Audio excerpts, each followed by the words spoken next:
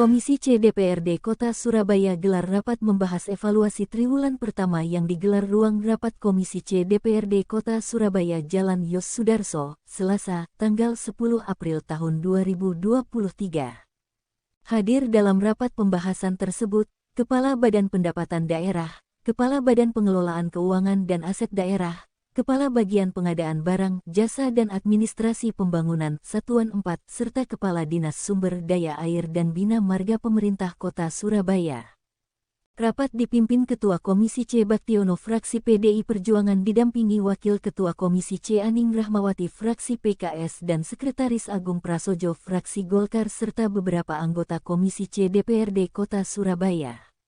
Usai rapat pembahasan evaluasi triwulan pertama, media Lensa Parlemen menemui Wakil Ketua Komisi C, Aning Rahmawati, mengatakan, untuk serapan dari DSDABM secara anggaran masih jauh ya, pendapatannya masih 21%, kemudian secara biaya belanja itu juga masih 3%, jauh dari harapan memang, karena yang pertama pendapatan secara keseluruhan kan masih secara operasional saja belum terpenuhi. Kalau kita 300 miliar per bulan secara operasional sampai dengan 3 bulan pertama itu hanya 845, harusnya kan 900 miliar, sehingga banyak sekali proyek-proyek pengendalian banjir, drainase yang belum bisa dikerjakan. Tapi insya Allah setelah ini mulai naik ke atas, secara anggaran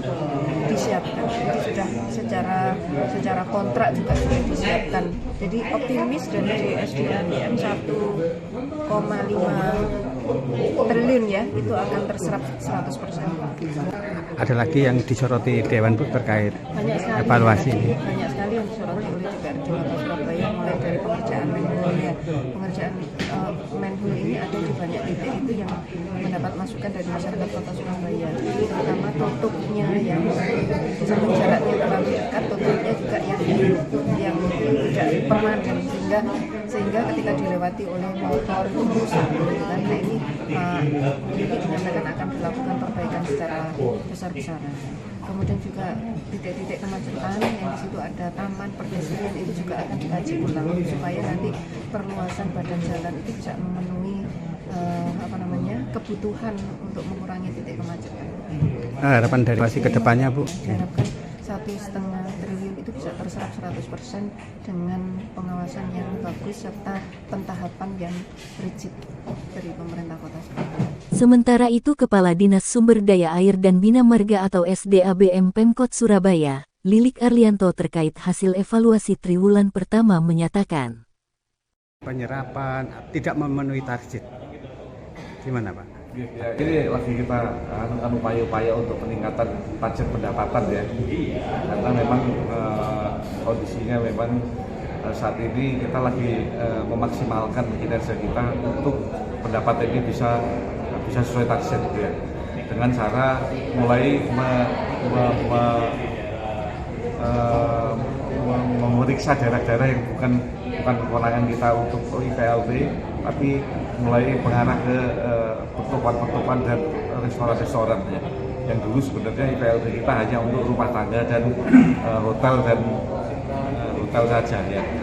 Terkait penyerapan, Pak? Penyerapan memang tahun ini awal tahun kita masih targetnya hanya 6% saja. Kita masih ada penyerapan 3%. Memang belum tercapai karena memang penggunaan uang muka masih belum kita manfaatkannya. Kita uang muka nggak diberikan di proyek-proyek kita, sehingga memang ada penurunan untuk rencana penyerapannya. Hanya memang waktu saja pengumumannya kemarin buat kontraknya baru kemarin. Menurut Kepala Dinas Sumber Daya Air dan Bina Marga atau SDABM Pemkot Surabaya, Lilik Arlianto, terkait penyerapan yang masih 3% dikarenakan masih adanya proses pembuatan kontrak sehingga penyerapan tidak sesuai target. Diberitakan oleh Nur Afni, reporter Bambang Lensa Parlemen.